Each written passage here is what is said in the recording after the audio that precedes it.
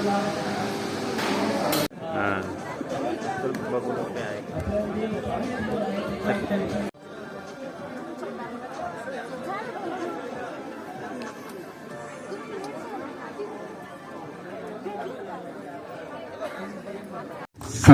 मी खूप घेऊन जाणार आहोत.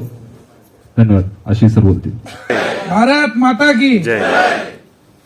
आज खरोखर आपण जे आता चित्रपटाच्या स्वरूपात राष्ट्रीय स्वयंसेवक संघ याची जी एक प्रेरणादायी अशी एक कहाणी आपण शतकपूर्ती वर्षात या ठिकाणी बघितली, ती खरोखर आपल्या सर्वांनाच एक प्रेरणा देणारी आहे.